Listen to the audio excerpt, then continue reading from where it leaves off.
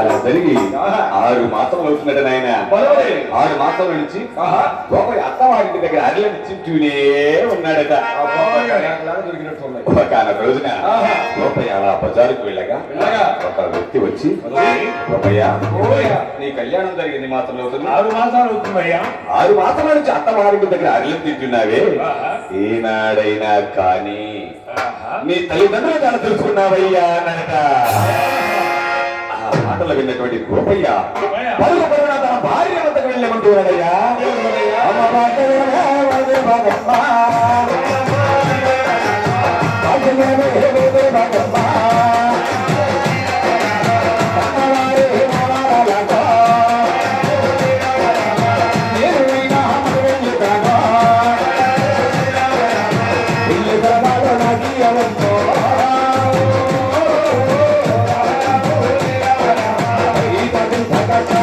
వెళ్ళేటటువంటి సెలవులేమమ్మా అంటూ ఉన్నాడట.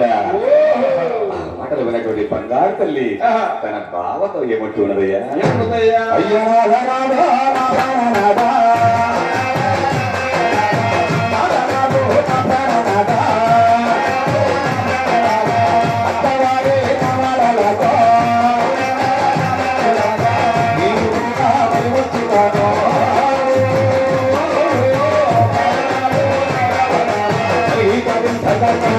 బావా, నీవు నీ కన్నవారి వాళ్ళకి వెళితే నన్ను నా పుట్టింటి దగ్గరే ఉండమంటావా?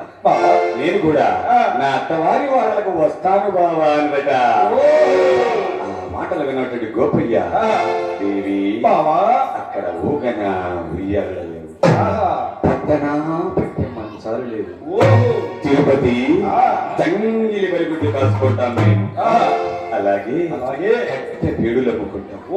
తిరుపతి తెలిసి అలాంటి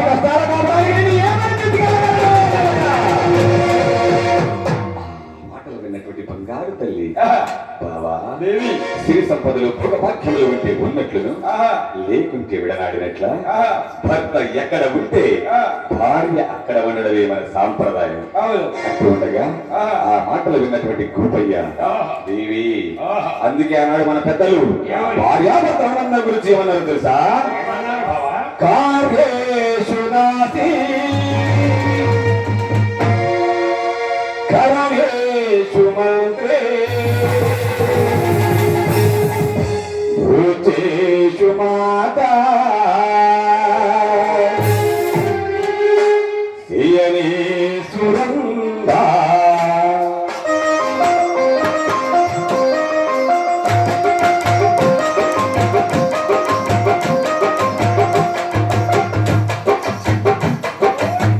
రూపమైన బ్రహ్మ ఆరదన్న ఆగన్నకు పరిపూర్ణత ఇల్లాలమ్మ.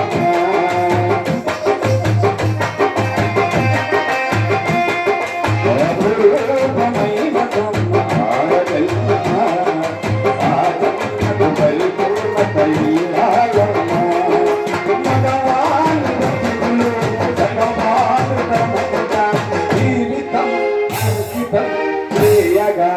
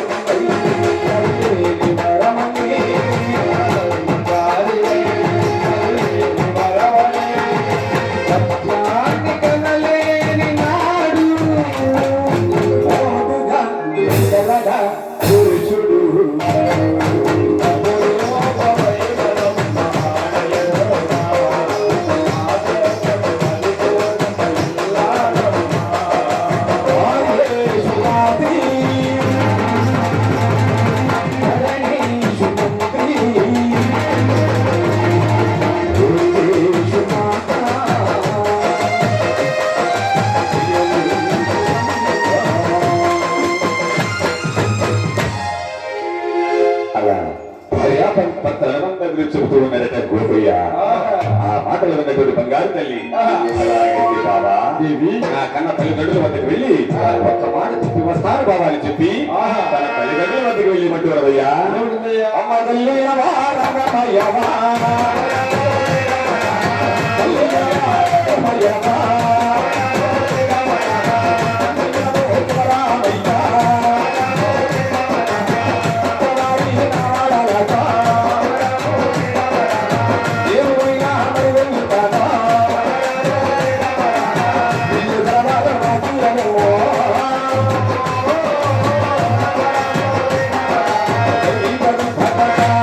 నేను నా అత్తవారి వాడలకు వెళ్ళొస్తాను.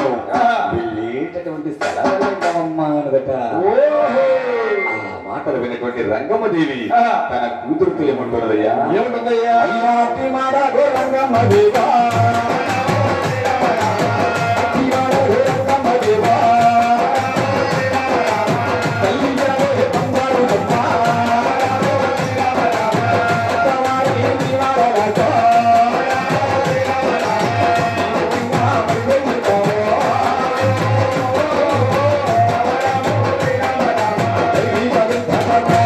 చూడమ్మా తిరుపతి, ఆనాడు వద్దు వద్దు నీ బాబా పైన కళ్యాణమాట.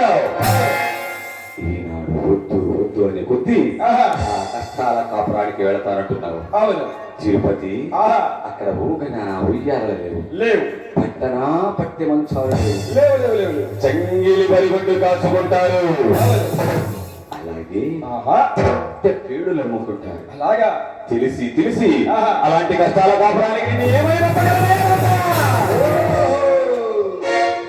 మాటలు విన్నటువంటి బంగారు తల్లి అలాంటి కష్టాల కాపురానికి కనుక నేర్చుకుంటే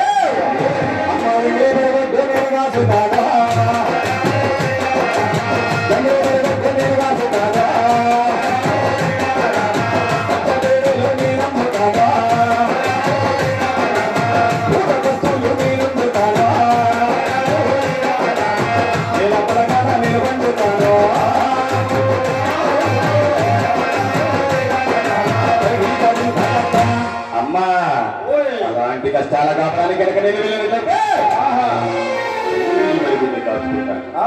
కట్ట పీడులు అమ్ముకుంటాను, నేల పడక పడుతాను.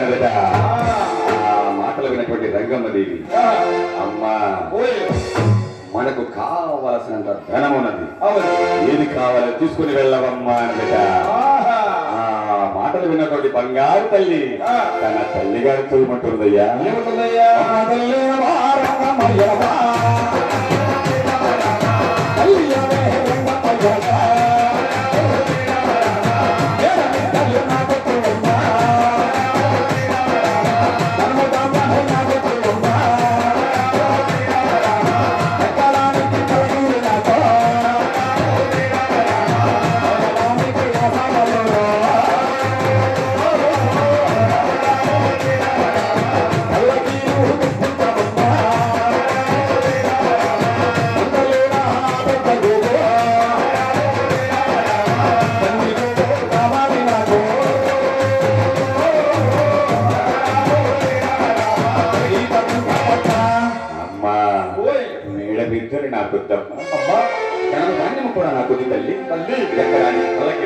అలాగే మోయడానికి చాకలి వారిని పిలిపించు. అమ్మా మీరు అంతగా అడుగుతున్నారు కదా, అవును నాకు చారడంత పసుపు కుంకుమ ఒక కట్టాపెట్టను జల్లిగోడిస్తే చాలు తల్లి. అమ్మా అమ్మా నీకు చిన్నప్పటి నుంచి చేదోడు వాదోడుగా ఉన్నా ఈ ముద్రాసుల పాపాపరు కూడా నీ వెంట తీసుకెళ్ళమమ్మా. అలాగే నేనమ్మా అని చెప్పి బంగారు లక్ష్మీ తిరుగుతుమ్మా బంగారు పిల్లకి చేపబట్టి కట్టాపెట్టని జల్లిగో వదిలి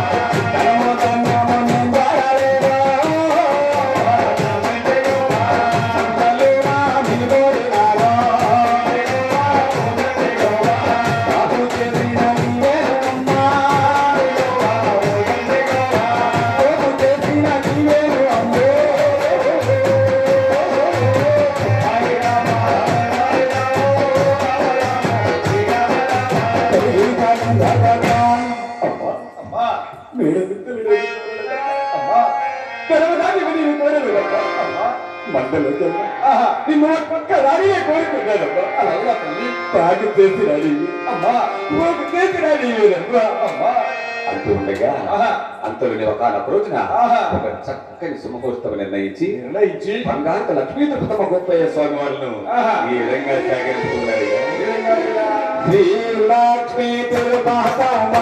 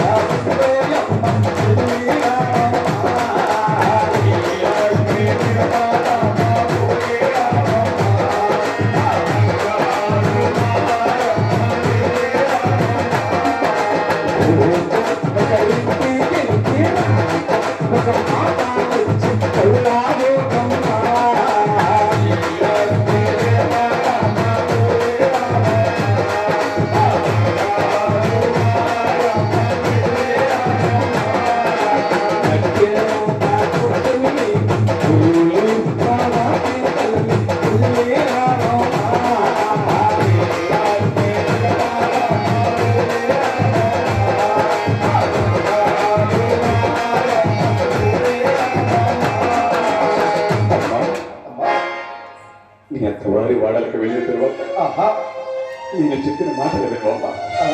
అమ్మా అమ్మా అత్త మామలు ఉంటే ఆహా కన్న తల్లిదండ్రులాగా చూసుకోవాలమ్మా. అలాగేనమ్మా తల్లి అమ్మా మరుదులు ఉంటే ఆహా కన్న బిడ్డలలాగా చూసుకోమ్మా. అలాగే చూసుకుంటానమ్మా అమ్మా అమ్మా నేను చెప్పే ఈ మాటలు అమ్మా నీ మనసులో ఉంచుకోమ్మా. అలాగే తల్లి చూడు తిరుపతి, అమ్మా 10 మంది ఉన్న చోట ఆహా భర్తల పేరు పెట్టి పిలవవద్దమ్మా. పిలవదు తల్లి అమ్మా అమ్మా నలుగురు ఉన్న చోట ఆహా పకారం మనవద్దమ్మా.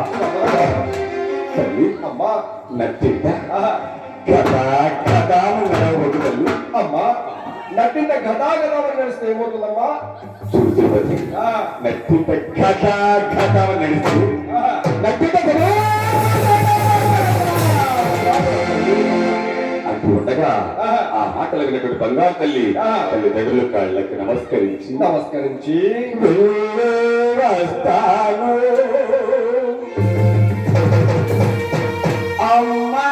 అమ్మలారా,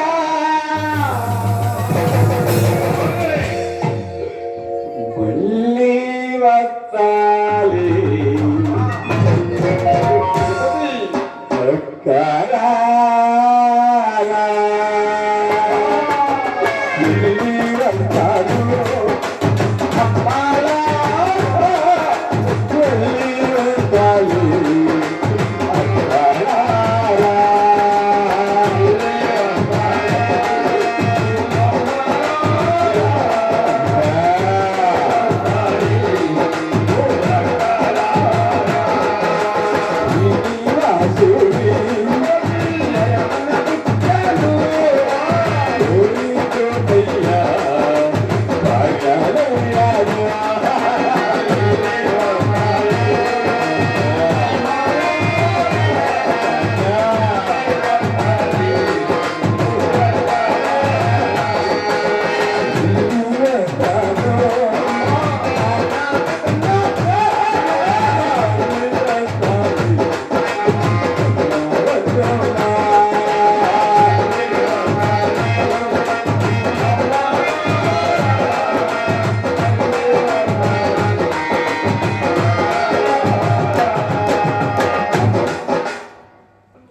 నేను వెళ్ళి వస్తానమ్మా అని చెప్పి ఆహా. పల్లకీలో కూర్చొని ఆహా. అయ్యా అన్నయ్యలారా ఓయ్. నా అత్తవారి వాళ్ళు వచ్చిందాక ఆహా. ఈ పల్లకీని దించు తెలియాలట. ఆహా. అంతలోనే ఎవరు చూస్తున్నారయ్యా? ఎవరయ్యా? ఆ యొక్క శ్రీనివాసుడు చూస్తున్నా. ఆహా. అమ్మా తిరుపతమ్మా, ఆనాడు నీ తల్లిదండ్రులు నన్ను మరచారు. ఓయ్. నువ్వు కూడా నన్ను మరచి తలవకుండా వారి వాడలకు చూస్తారని చెప్పి ఈ విధంగా పరిమారుతున్నాడయ్యా. అయ్యా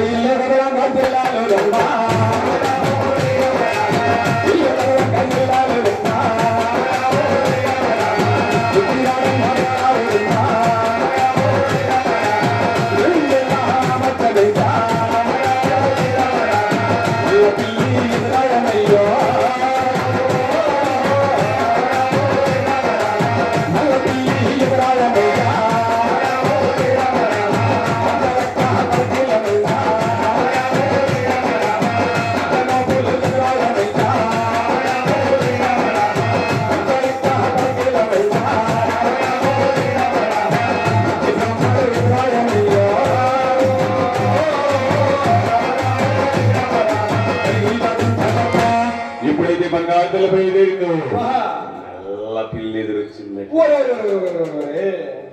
మరి కొంత దూరం వెళ్ళగానే ఒంటి బ్రాహ్మణుడు ఎదురించాడట. మరి కొంత దూరం వెళ్ళగానే సాకలన్న సంకల ఎదురించాడట. ఈ దృశ్యాలన్నిటిని ఎవరు చూస్తున్నారయ్యా? నాయన దేవి చూసి అమ్మా ఈ రోజు ప్రయాణం అంత మంచిది కాదు, రేపు అమ్మా రేపన్నది నువ్వు చూసావా? నేను చూశానా? నేను కనుక ఇప్పుడు ఎదురుకి వచ్చినట్లయితే ఈ గ్రామస్తులందరూ ఏమనుకుంటారో తెలుసా? ఏమనుకుంటారమ్మా? లక్ష్మీ తిరుపతి పదస్థాలుగా పనిచేయలేక తిరిగి వచ్చిందనుకుంటా. ఏమంట బయలుదేరాను, మీరు తిరిగి వచ్చే ప్రసక్తే ఆ మాటలు వినటువంటి రంగమ్మదేవి తన కూతురు ఏమంటున్నదయ్యా?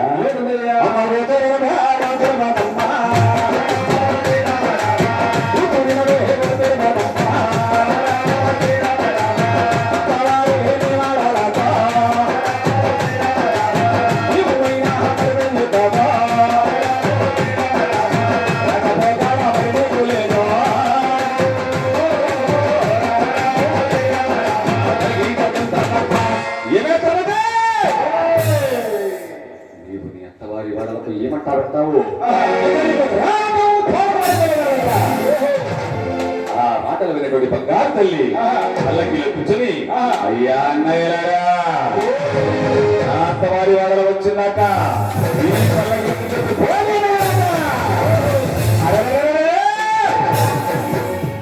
ఇంతలో నేను నాగేంద్రుడు ఈ విధంగా పడిమారుతున్నాడట. అయ్యా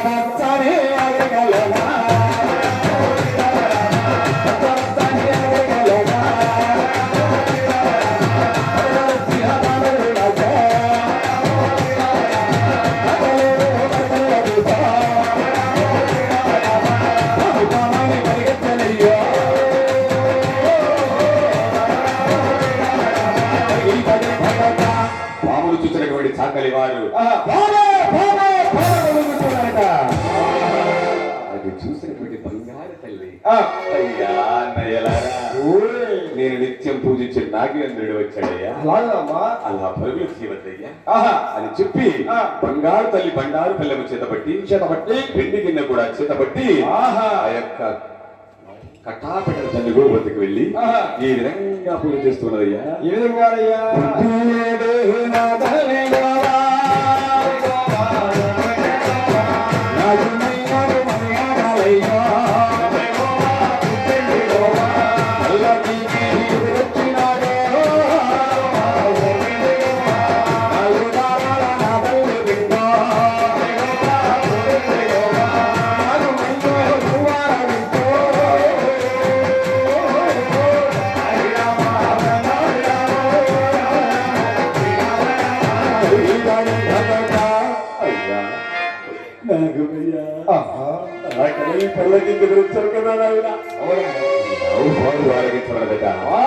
ఎప్పుడైతే ఆవు పాలు ఆరగించమన్నదో అలా చూశాడు నాగేంద్రుడు. అయ్యా నాగవయ్యా, నా తల్లిదండ్రులు ఏదైనా లోటు పాటలు చేశారేమో కానీ నేను ఏ లోటు పాటలు చేయలేదయ్యా. ఆహా. బంగారు లక్ష్మీ తిరుపతమ్మ ఆ. వెండి గిన్నె చేత పెట్టి ఆహా. నాగేంద్రుని ఈ విధంగా ధ్యానిస్తున్నదయ్యా. నేను కదయ్యా